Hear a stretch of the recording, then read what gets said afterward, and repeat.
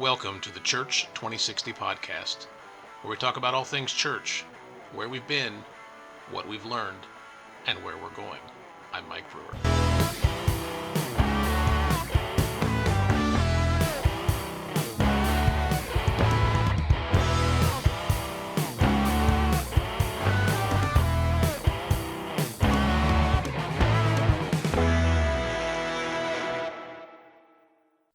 Hello, friends, and welcome to the Church 2060 podcast. I am Mike Brewer.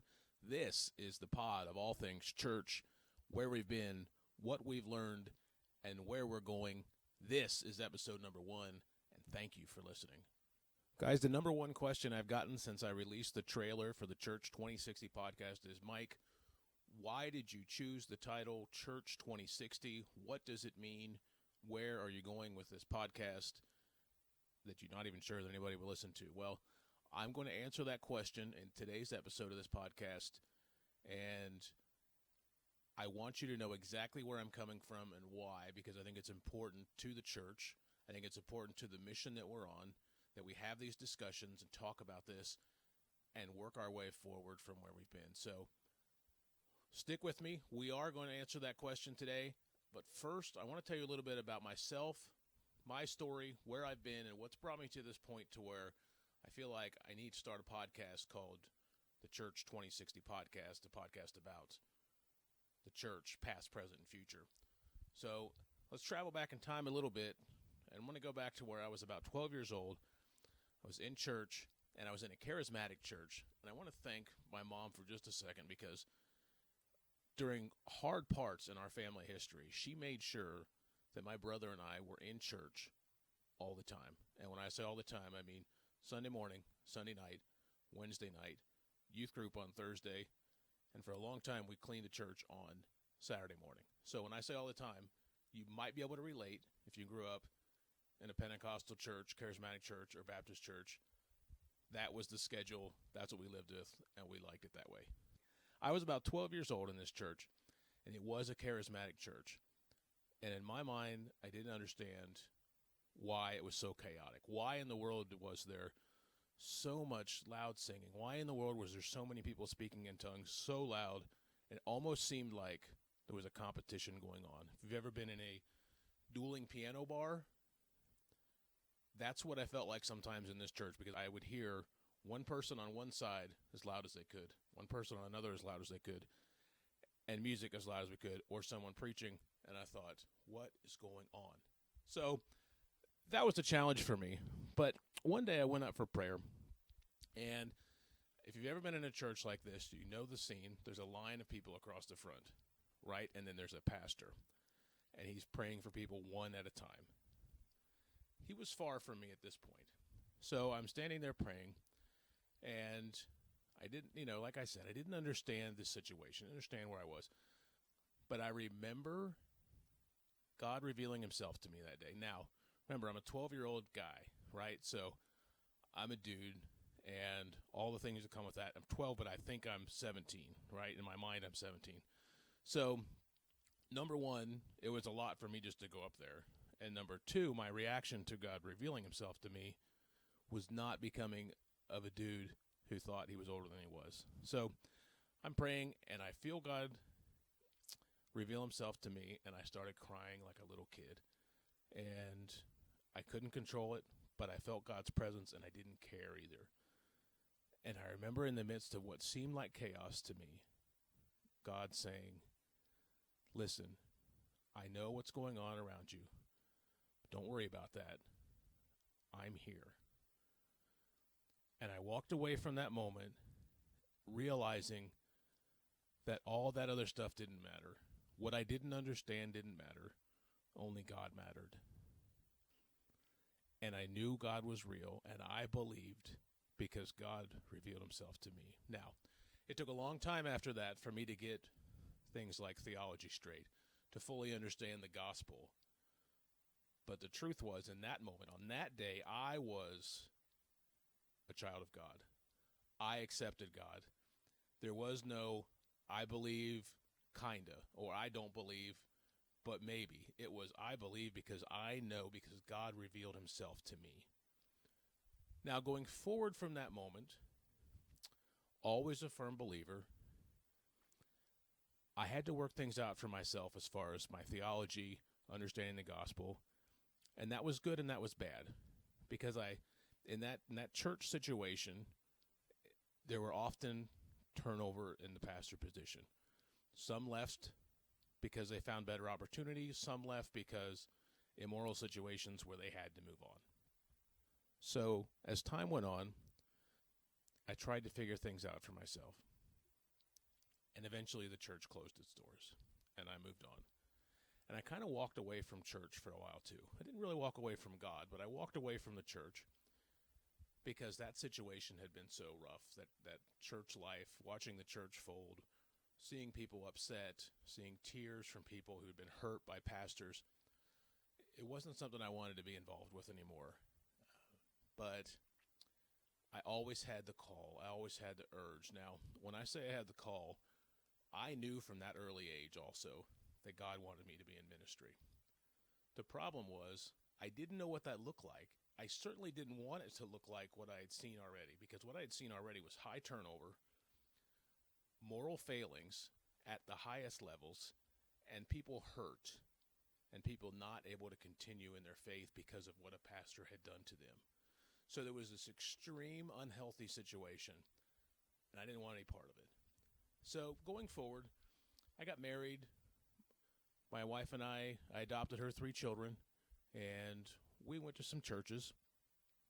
And eventually we found a church where we had good theology. We had a good understanding of what God wanted from us and what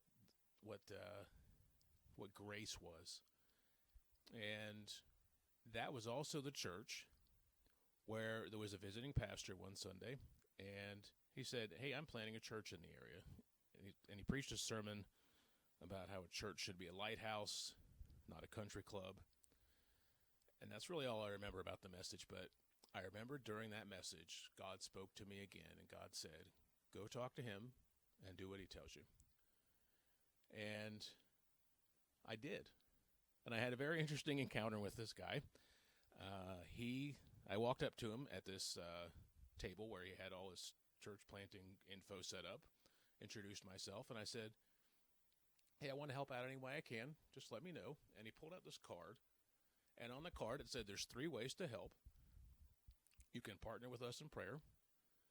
You can give us time as a volunteer, and you can partner with us financially. And I said, great. Took the card, took his business card, and then we shook hands, talked small talk for another minute, and I said, okay, hey, just give me a call if you have anything I can do, anything we can help. And he looked at the card again, and he pointed at it, and he said, okay, you could give financially, you could give of your time, or you could give in prayer. And I felt so awkward, and I laugh about that still to this day, and I believe that was 2008 when I met him. So I went on to help him plant, and that was the church I helped plant as a volunteer. That was a lot of work, developed a lot of great relationships, some still have to this day. And then eventually I left that church after it was well established, and I left to help plant another church. And since then, that church has partnered with another church, and we're about to plant another church now. So that's where I am. I'm a church planter, discipleship pastor at heart. I believe that there is nothing more important than discipleship. I heard a quote recently where a pastor said, we were not called to plant churches. We were called to make disciples. So whatever we're doing, if the heart of it is not built on that discipleship, I don't think it's going to succeed. So that's kind of where I am, who I am, what I look to do. Okay, now, I feel like I'm giving a big reveal. Like this is The Masked Singer, and I'm giving a big reveal as to who I am or what the point of this is. But I said I would tell you why I chose the name Church 2060, why I want to do a podcast about the church, past, present, and future, where we've been, what we've learned, where we're going. So to do that, for that explanation to make sense, I'm going to travel back in time, again, to the 80s, where kind of my perspective started. And I know saying that I'm dating myself, but My perspective did start in the 80s. So in the 80s, church didn't have the stigma or the stink on it does today, right? You were just a good person if you went to church. That was part of being an American, right? You went to church, you paid your taxes, you voted, took care of your family. You were a good person. It was all part of the same deal, right? Now, what was wrong with church in the 80s, though, was it seemed like we weren't out to save the lost, nor were we out to disciple people. What we were doing is saying, we do this right, you don't. In other words, the Charismatics thought they needed to go convert the Baptists. The Baptists thought they needed to go convert the Presbyterians. The Presbyterians thought they needed to go convert the Charismatics, and so on and so on. We thought we were right. We weren't. We did not do discipleship well. We did not do small groups. We listened to a pastor on Sunday morning, and that was it. Not that there's anything wrong with that. Then we moved forward to the 90s, and things changed a little bit in the 90s. And from my perspective, in the 90s, some things got better. We had better worship music. Our theology got a little bit better. We understood grace a little bit more. The dividing lines and walls between denominations and churches kind of came open, right? We weren't at odds with another denomination because they sinned a little bit different than us or worshipped a little bit different than us. We were kind of realizing, hey, we're all in this together. But what I do remember from the 90s that I still don't like was it seemed like there was this large attitude in the church among believers, and some of it's still there, still irritates me, but it was this attitude that this is terrible, I can't wait till the Lord comes back, and I'm going to sit and wait, and then when the Lord comes back, everything's going to be perfect. Well, I believe that everything's going to be perfect, but I don't believe that we're just supposed to be sitting around waiting for God to come back because we don't like the world we live in. That was a problem for me. So, move on. We hit to the 2000s, right? In 2000s, we start suddenly realizing there's a problem. Church membership is declining. Church attendance is declining. We find out that churches are closing their doors at a rapid rate. We see that in the year 1900, there was about one church for every 10,000 people, if my memory serves, the statistic is right. We're approaching a number now that's on a path to double that number, to where there's one church for every 20,000 people.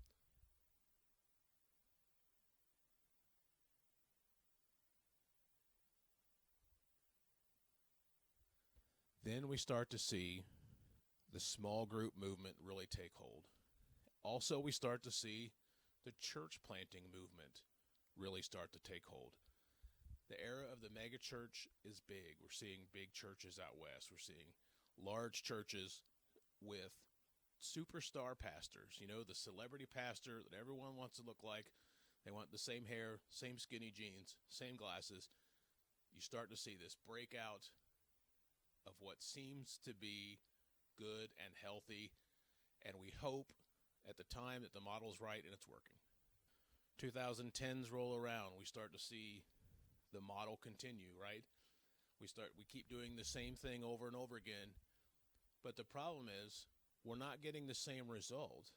The problem is things aren't getting better at all. In fact, 10 years ago, the statistic was that 3,500 churches a year were closing their doors forever. It's believed now that that number is closer to 6,000. I don't know what to do with that number, but it scares me to death. We also knew 10 years ago that 80% of churches were either in decline or plateaued. And guess what? That number hasn't changed either. So we know right now in this moment that what we're doing isn't necessarily working. What we're doing isn't even holding the line. See, people nowadays think that if you go to church twice a month, that's full-time church attendance. In 1985, 4 times a month was full-time church attendance. So amongst believers, we don't even have a full commitment. And that scares me. The fact that 80% of churches are either plateaued or in decline, that scares me too. The fact that the church planting movement isn't working scares me too. So, again, why did you name your podcast the Church 2060 Podcast? I'm telling you right now. I remember the 80s. I was there. I remember the 90s. I was there. I know what's happening right now. I am here. And I'm in the midst of fighting the battle of trying to reverse the trend that we're doing, reverse the trend that's happening where the church planting movement is failing, where churches are in decline, where we don't have a great setup for small groups, where people are not being discipled. That all bothers me, and that's why I'm in the thick of the fight myself right now. Now, 2060, I chose 2060 because that's a year. And in that year, it's about 40 years from right now. Actually, it's exactly 40 years from right now. I don't know why I said about. But at that time, in 40 years, I will be done. My days as a boots-on-the-ground church planter will be over. My days as coaching anyone will probably be over. If I'm alive in 2060, I want to sit in my easy chair or wherever I am, taking it easy, feet up, probably because I won't be able to walk. I don't know.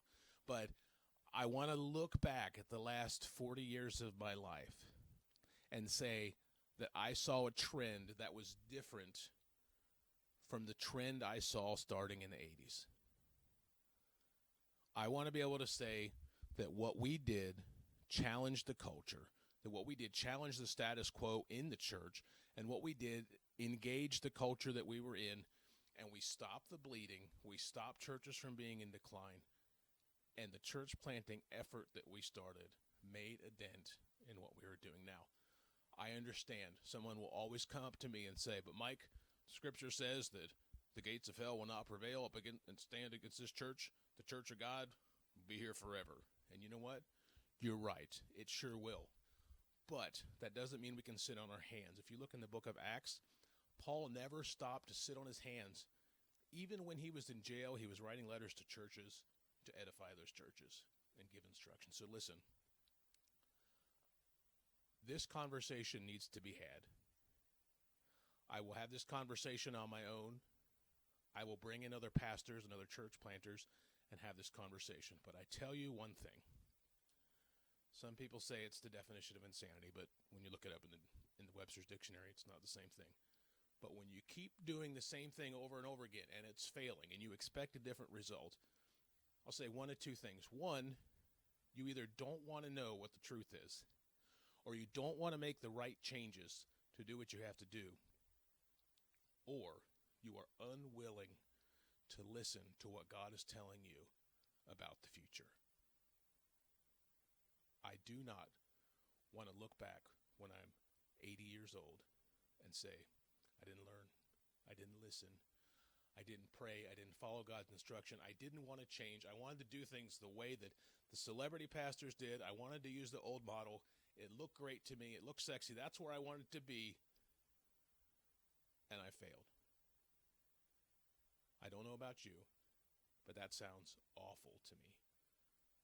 That sounds like if I want to go down that road, I might as well hang it up right now. So, going forward, we're going to dig in. We're going to take a deep dive into what we were doing wrong. What we seem to be doing wrong right now. What does the future look like? How can we learn from these mistakes? How can we submit ourselves as leaders in the church to God and follow His will for what's next? Friends, thank you for listening today. Thank you for listening to the Church 2060 podcast. I hope this made sense. And folks, I will talk to you again very soon. Guys, this has been the Church 2060 podcast. Again, thank you so much for listening, especially if you've made it this far. It really does mean a lot to me. And look, I want you to know I'm a very happy and optimistic guy. Despite the tone and sometimes negative sound you can hear on this podcast, I want you to know I am optimistic about the future. And I want to hear from you. I don't want this to be a one-way conversation. So if you have questions, comments, concerns, or just emotional outbursts about anything you've heard, I'm at Brewer Undone on Instagram, at Brewer Undone on Twitter, and I'm just good old-fashioned like Brewer on Facebook.